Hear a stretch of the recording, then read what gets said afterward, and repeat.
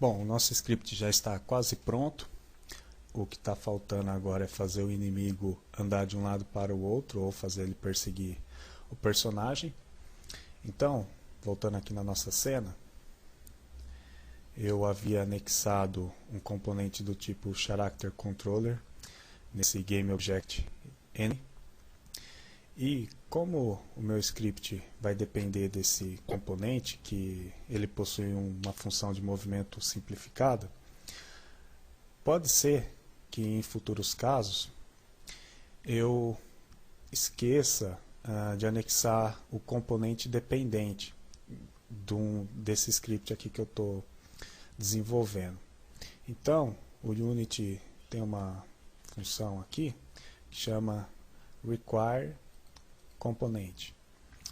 E o que ela faz? Ela anexa automaticamente o componente que a gente especificar aqui no script. Então, se a gente está desenvolvendo um código que depende de um componente do Unity, é legal pôr essa função aqui, require component, para evitar erros durante a execução do jogo, por falta de um componente que o script dependa.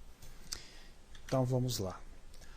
Agora eu vou verificar aqui na codificação, na documentação do Unity,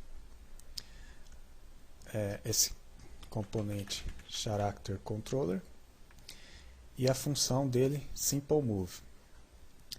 Essa é a função que eu vou utilizar para fazer o movimento do inimigo pelo cenário. Então, essa função aqui, ela recebe um vetor, né, com a direção do movimento e a velocidade. E ela é chamada dentro do método update.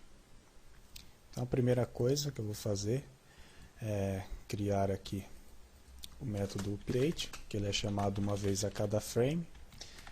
Se eu colocasse dentro do update FSM, apesar do jogo ficar mais rápido, ele não iria se comportar do modo esperado. Então a gente põe essa função dentro da função update mesmo. Eu vou criar aqui um campo, um atributo private aqui, vector3, vai ser a direção do movimento que o personagem vai fazer. Vou colocar aqui um campo público que vai ser a velocidade desse movimento. Por aqui, velocidade.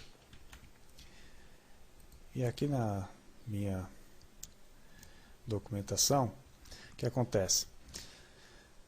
A direção do movimento, eu tenho que passar o vetor, eu quero que ele se mova para frente. Então, esse vetor forward especifica isso, porém ele está em coordenadas locais. Eu tenho essa função aqui, transform.transformDirection, ela transforma um vetor com coordenadas locais para coordenadas globais. Então eu vou vir aqui no meu código, logo aqui nesse start, eu vou especificar aqui a direção inicial do meu movimento.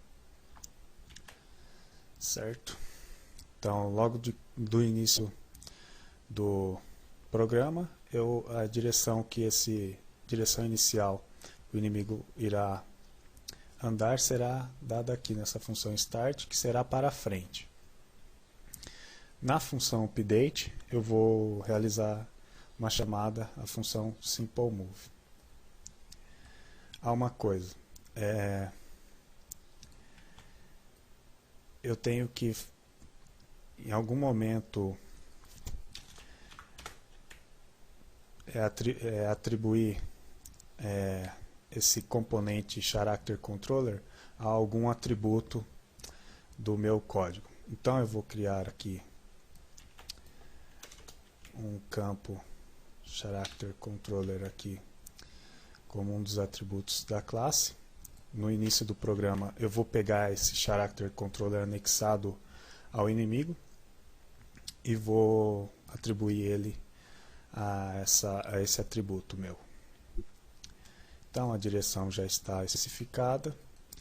Peguei aqui o Character Controller. Então eu posso utilizar o Character Controller para fazer o movimento do meu GameObject. Na função Update eu vou fazer esse movimento dir vezes velocidade. Porque essas funções aqui de máquinas de estados finitos, ela nada mais faz do que apenas modificar a direção do meu movimento. Ela fará apenas isso. Ela não será responsável para fazer o movimento em si, mas sim modificar a direção dele. Então, essa mudança de direção se dará aqui em patrulha. Em patrulha, ele irá mudar a direção caso ele esbarre em algum objeto, em algum obstáculo do cenário. Então, para isso eu vou utilizar physics.raycast, e essa função raycast, ela tem que passar para ela a posição, depois a direção e depois a distância. Distância aqui eu vou pôr 1, mas eu poderia mudar aqui a qualquer momento. O que essa função raycast faz? Ela funciona como um sensor que vai gerar um raio numa direção, e se esse raio esbarrar em algum componente, em algum obstáculo do cenário, ela vai retornar positivo. Caso contrário, ela retorna negativo. Então eu ponho um if, se esbarrar em algum obstáculo, minha direção será ao contrário. Então eu multiplico ela por -1 e o meu inimigo ele irá se mover ao contrário. Função patrulha fará só isso. A função persegue, na verdade aqui eu tenho que pôr dir, será igual a dir vezes -1. Então aqui eu ponho dir vezes igual a -1, que é essa função patrulha. Então eu esbarrei, eu detectei então o obstáculo à frente, eu mudo de direção. A função persegue, ela terá que mudar essa função, esse atributo dir, para ficar na direção do jogador.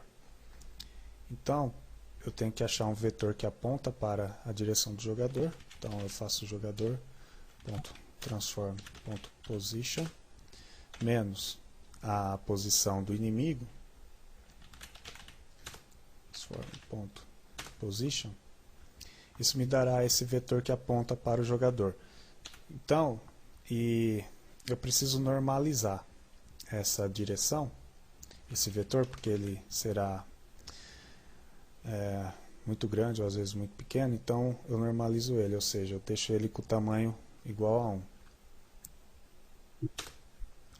Normalized. Então essa função persegue fará só isso. Eu acho que eu já posso testar aqui.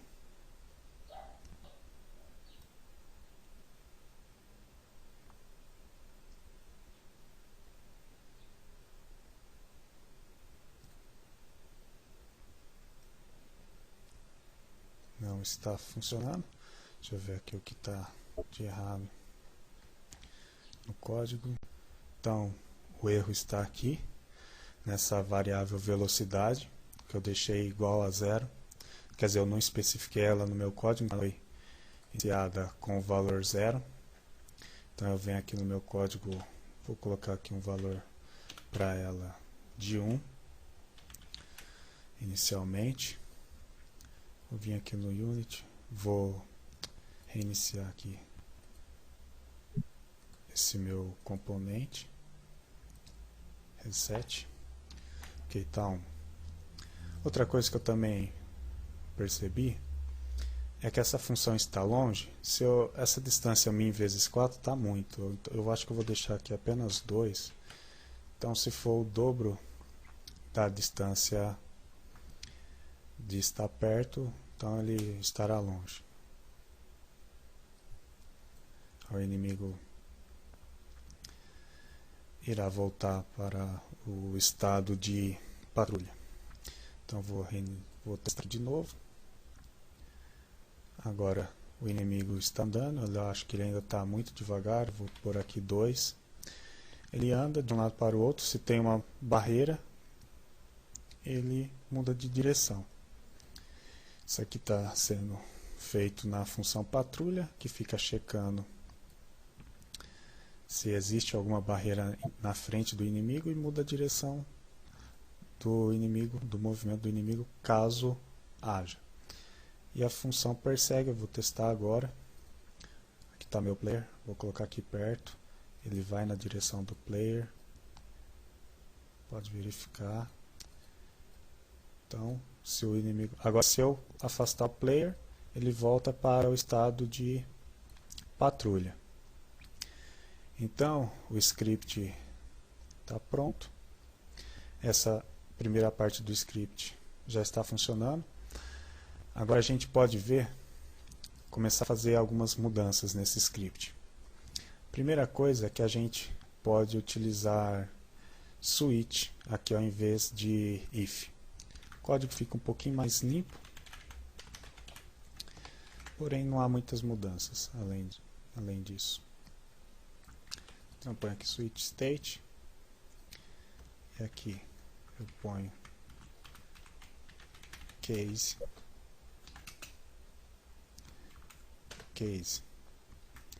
patrulha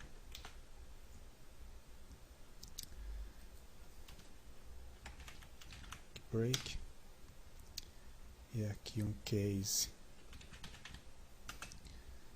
persegue.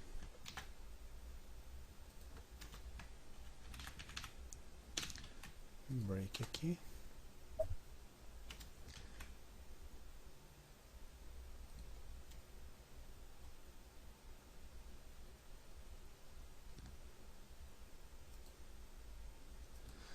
Aqui eu fecho a função.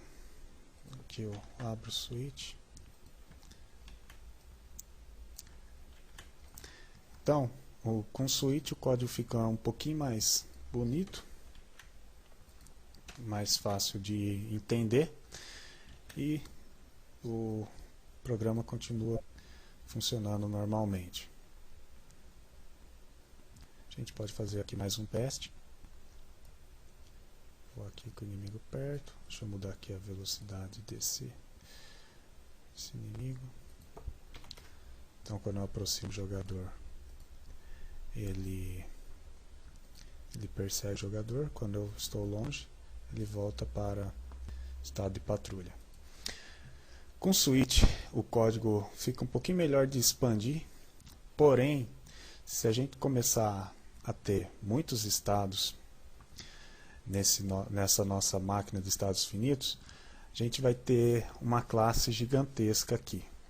Então, no próximo tutorial, eu vou falar sobre a utilização da state pattern, que evita justamente isso, criar classes monstruosas para colocar as funções de máquinas de estados finitos. Então, até lá.